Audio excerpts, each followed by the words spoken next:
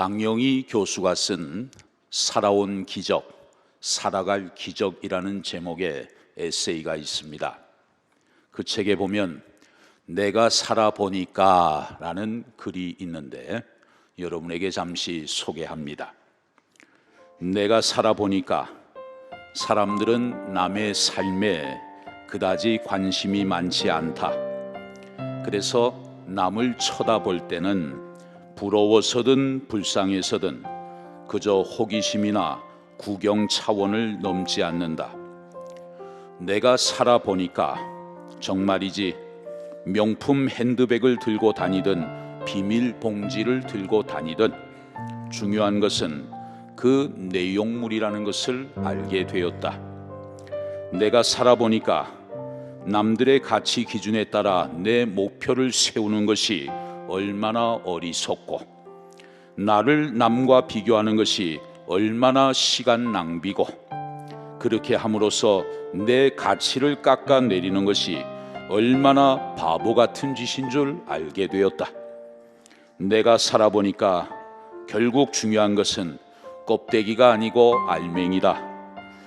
겉모습이 아니라 마음이다.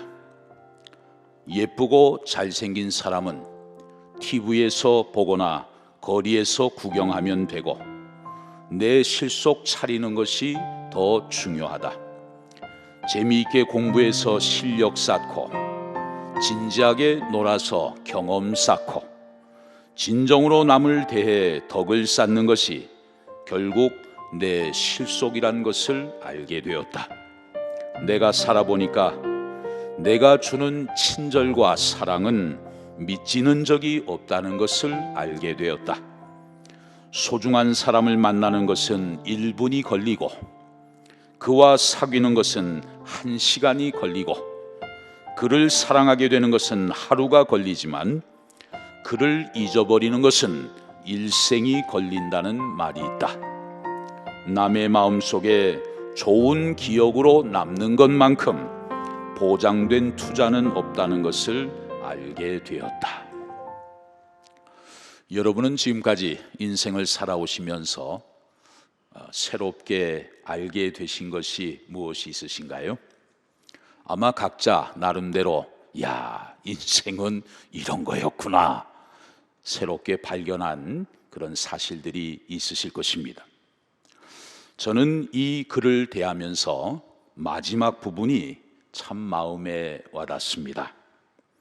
내가 주는 친절과 사랑은 미치는 적이 없다.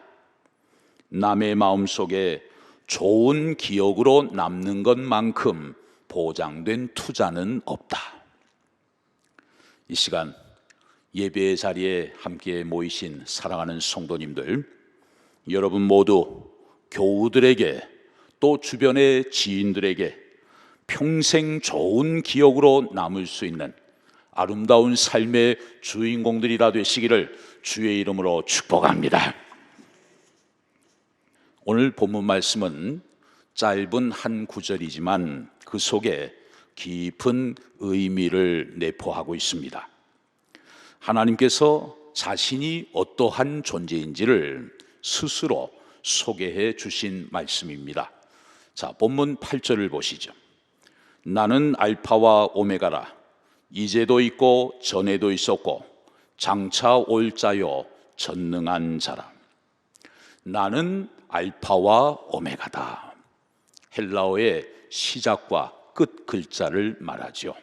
나는 모든 것의 시작이요 끝이다. 이제도 있고 현재의 하나님, 전에도 있었고 과거의 하나님, 장차 올 자요 미래의 하나님이면서 그 하나님은 전능하신 하나님이다. 그렇게 말씀해 주셨습니다. 한번 따라하겠습니다. 이제도 있고 전에도 있었고 장차 올 자요 전능한 자라. 역사의 시작과 끝, 인생들의 과거와 현재와 미래를 주관하시는 분이 바로 우리가 믿고 섬기는 전능하신 하나님이신 줄로 믿습니다. 그렇다면 여러분, 과거와 현재와 미래 속에서 우리에게 역사하고 계시는 전능하신 하나님은 구체적으로 어떠한 하나님이실까요? 첫 번째로 그분은 에벤네셀의 하나님이십니다. 사무엘상 7장 말씀을 보면 이스라엘의 영적인 암흑기를 가져온 엘리 제사장과 그의 두 아들 흠니와 비느하스가 전쟁에서 죽고 말았습니다. 그리고 그 뒤를 이어서 그 유명한 사무엘이 제사장이 되었습니다. 제사장이 된 사무엘은 온 백성들에게 회개할 것을 선포하고 모두 미스바로 모이게 했습니다. 미스바에 모인 백성들은 그날 온종일 금식을 하면서 하나님 앞에 범죄한 것을 철저하게 회개를 했어요. 하나님 앞에 제단을 쌓고 온전한 예배를 드리게 된 것입니다. 그런데 이스라엘 백성들이 미스바 지역에 모였다는 소식을 듣고 블레셋 군대가 미스바로 쳐들어왔습니다. 그러나 전적인 하나님의 도우심으로 이스라엘 백성들은 블레셋과의 전쟁을 승리로 이끌 수 있었습니다. 그때 사무엘은 미스바와 센 사이에 돌을 하나 세우고 그 돌의 이름을 에벤에셀이라고 부르게 되었습니다. 에벤에셀, 무슨 뜻인가요? 하나님께서 여기까지 우리를 도우셨다, 그런 뜻이죠. 한번 따라하겠습니다. 하나님께서 여기까지 우리를 도우셨다.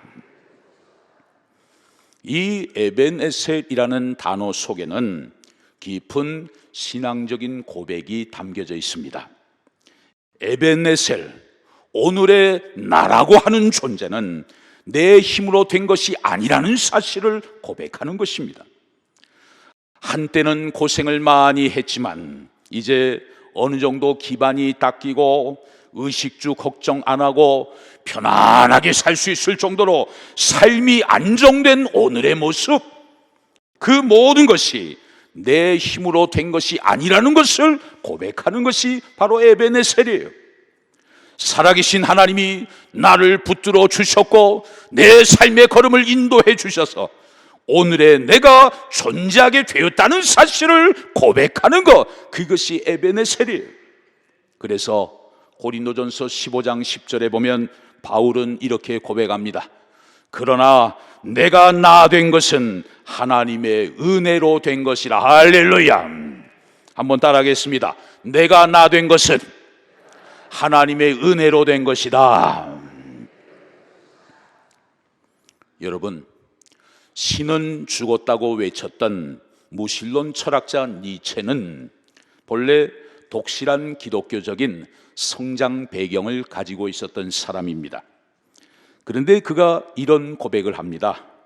내가 예수를 믿을 필요성을 느끼지 않는 이유는 예수 믿는 사람들의 생활에서 기쁨과 감사를 찾지 못하기 때문이다. 그런 고백을 했어요.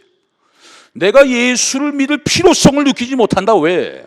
예수 믿는 사람들을 보니까 그들의 삶 속에 기쁨과 감사가 없기 때문이다. 일평생 아프리카 선교를 위해 헌신했던 슈바이처 박사는 현대 그리스도인을 가리켜서 이렇게 비유했습니다. 아프리카에는 물 없는 강이 많다. 모래 언덕 사이로 겨우 명맥을 유지하며 흘러가는 강물을 보면 강이라는 이름을 붙이기도 민망할 만큼 초라하고 비참하다. 오늘날 그리스도인들도 물 없는 강처럼 억지로 흘러가는 신앙생활, 메마른 정신, 형식과 전통만 겨우 유지하는 교회를 많이 본다고 언급한 바 있습니다. 진정한 기쁨과 감사가 없는 신앙생활은 마치 모래 언덕 사이로 흘러내리는 물 없는 강처럼 참 초라하고 비참할 수밖에 없다는 것이죠. 여러분, 어떤 사람이 진짜 신앙인일까요? 지금까지 자신이 살아온 인생에 대해서 감사할 수 있는 사람입니다. 내 힘으로 인생을 살아온 것이 아니라 하나님께서 여기까지 나를 도와주시고 내 걸음을 인도해 주셨다는 사실을 깨닫고 그 하나님께 진심으로 감사할 수 있는 사람이 진짜 믿음의 사람 아니겠습니까? 에베네셀의 하나님, 그 살아계신 하나님께서 저와 여러분의 인생의 걸음을 여기까지 도와주시고 인도해 주신 줄로 믿습니다. 두 번째로, 그 하나님은 임마누엘의 하나님이십니다. 임마누엘 무슨 뜻인가요? 하나님께서 우리와 함께 하신다, 그런 뜻이죠. 과거에도 함께 하신 에베네셀의 하나님이 바로 오늘 지금 이 순간에도 임마누엘로 나와 함께 하고 계신다는 거예요. 내가 지금 인생의 고통을 당하고 있다면 그 고통을 능히 이겨낼 수 있도록 하나님은 나와 함께 하십니다. 내가 지금 인생의 큰 슬픔 속에 잠겨 있다면 그 슬픔을 딛고 일어설 수 있도록 하나님은 나와 함께 하십니다. 내가 지금 이런저런 일들로 불안해하고 있다면 두려워하지 말아라, 놀라지 말아라, 내가 너와 함께 한다고 말씀하시면서 우리에게 용기를 불어넣어 주시는 하나님이십니다. 내가 지금 신음하고 있다면 하나님은 나의 그 작은 신음 소리에도 귀를 기울여 주시는 분이십니다. 창세기 28장 말씀을 보면 야곱은 형 에서를 피해서 외삼촌 라반의 집으로 도망을 갑니다. 형의 보복이 두려워서 지금 야곱의 마음에는 불안하고 두려운 마음을 떨쳐버릴 수가 없었습니다. 그런데 야곱이 베델에 이르렀을 때 잠시 지친 몸을 눕히고 잠이 들었는데 환상을 하나 보게 돼요. 거기서 하나님의 음성을 들었습니다. 야곱아, 내가 너와 함께 하고 있다. 네가 어디로 가든지 너를 지켜줄 거야. 너를 이끌어서 반드시 이 땅으로 돌아오게 해줄 거야. 야곱은 자기와 함께 하시는 임마누엘의 하나님을 인격적으로 만나게 되었고, 그래서 모든 두려움을 떨쳐버리고 믿음으로 담대하게 나아갈 수 있었던 것입니다. 여러분, 우리가 믿는 하나님은 지금도 나와 함께하고 계시는 임마누엘의 하나님이신 줄로 믿습니다.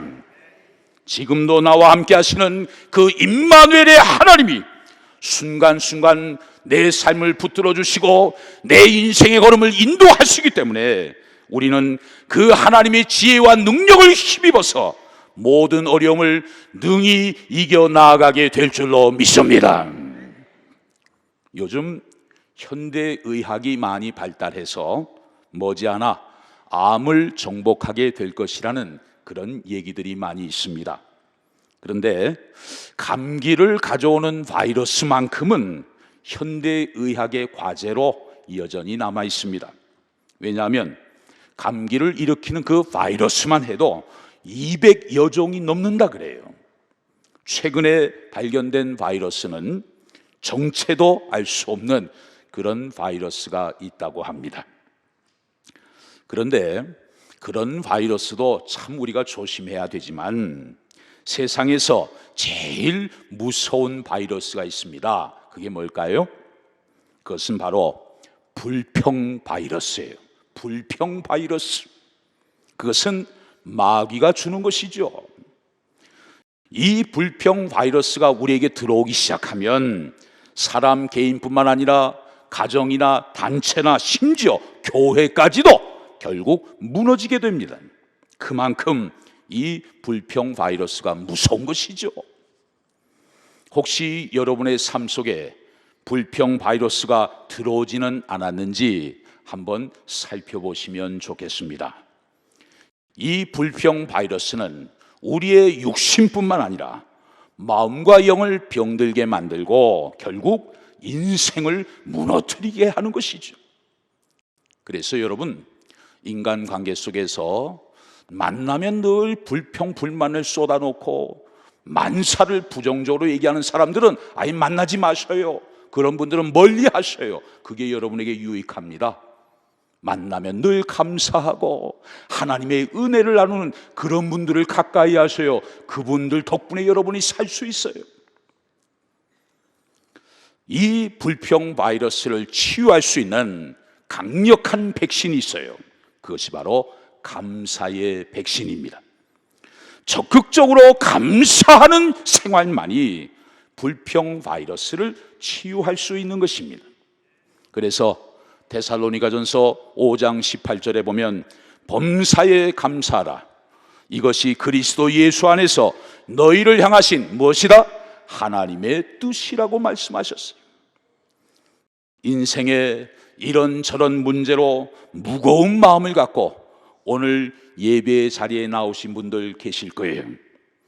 오늘도 우리와 함께 하시는 임마누엘의 하나님께서 우리의 모든 삶을 책임져 주실 것을 믿고 모든 염려와 근심을 다 떨쳐버리고 기쁨과 감사를 회복하는 여러분들 되실 수 있기를 바랍니다. 마지막으로 그 하나님은 여호와 이레의 하나님이십니다.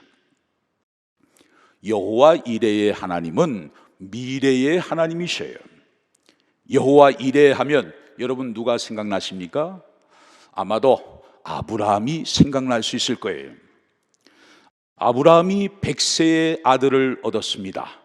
그런데 하나님께서 그 생명과도 같은 아들을 바치라는 거예요. 번제로 드리라는 거예요. 아브라함은 하나님의 명령을 따라서 그 아들을 번제로 드리기 위해 모리아 산으로 올라가고 있었습니다.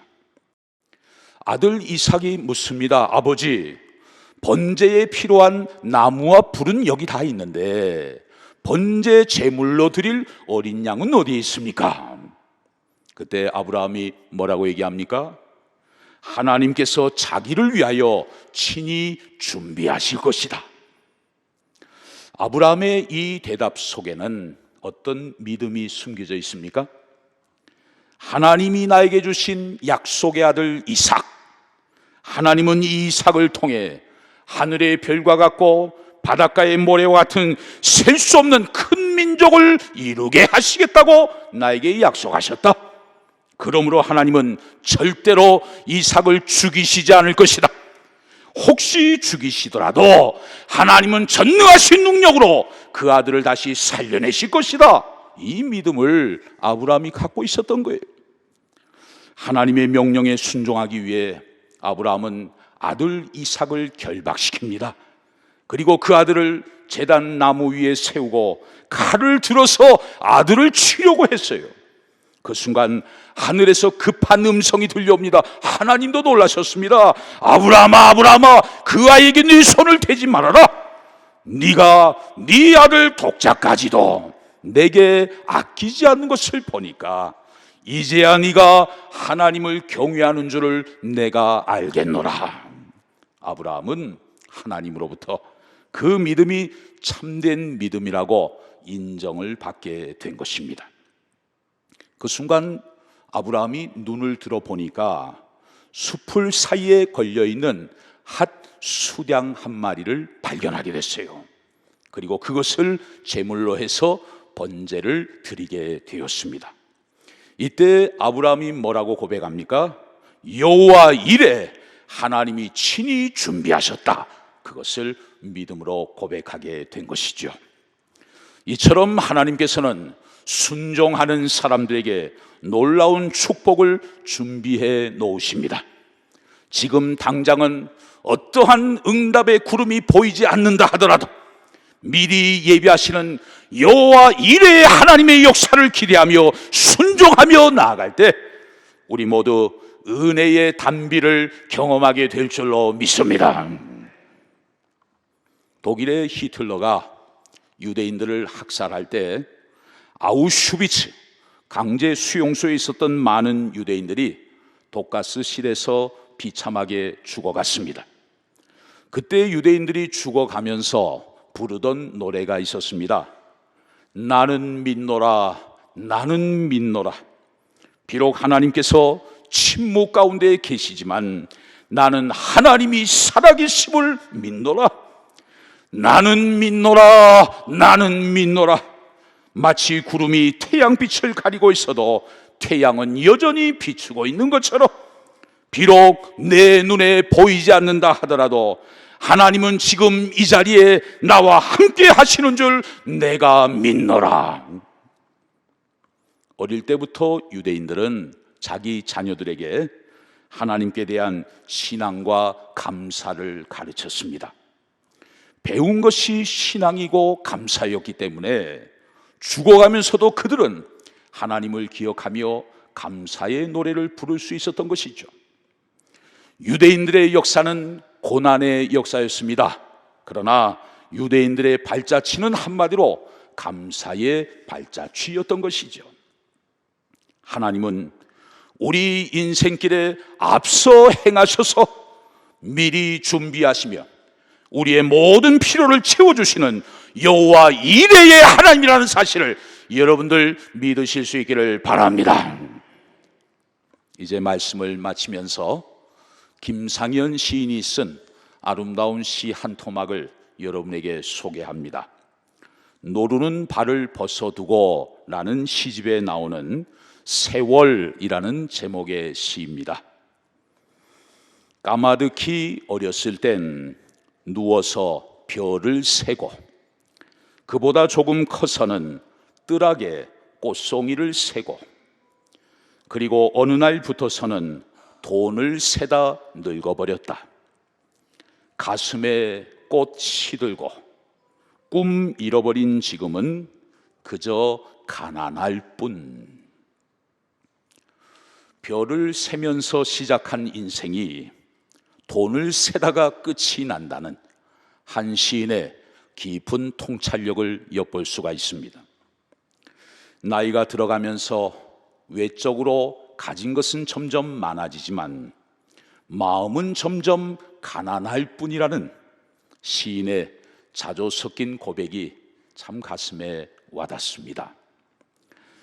여러분은 지금 무엇을 세고 계십니까? 정말 순수한 마음으로 하늘의 별 하나하나를 셀 때가 있었는데, 정말 아름다운 마음으로 꽃송이 하나하나를 셀 때가 있었는데, 언제부턴가 순수하고 아름다운 마음을 다 상실해 버리고 돈을 세다가 자신도 모르게 늙어버린 것은 아닙니까? 사랑하는 성도 여러분, 어느덧 9개월의 시간을 보내고 오늘 우리는 10월 첫 번째 주일을 맞이했습니다. 우리가 의식하든 의식하지 못하든 간에 이미 지나가 버린 9달의 시간은 없어지는 것이 아니고 우리의 마음속에 과거로, 기억으로 고스란히 담겨져 남아 있습니다. 우리가 어떤 마음을 품고 있느냐에 따라서 지나온 시간들의 의미가 달라질 것이고 앞으로 담겨질 시간들의 무게 또한 달라질 것입니다. 지나온 과거의 시간들 속에서 여기까지 우리를 도우시고 인도하신 그 에베네셀의 하나님께 마음을 다해 감사하는 여러분들 되시기를 바랍니다. 또한 오늘의 현재의 삶 속에서 변함없이 우리와 함께하고 계시는 그 임마누엘의 하나님을 마음껏 찬송하는 여러분들 되시기를 바랍니다. 그리고 앞으로의 미래의 삶 속에서도 언제나 앞서 행하셔서 미리 준비하시고 우리의 모든 필요를 채워주시는 여호와 이레의 하나님을 기대하면서 10월 한 달도 기도하며 힘차게 믿음의 행진을 걸어가는 복된 저와 여러분들이 다 되실 수 있기를 주의 이름으로 축원합니다.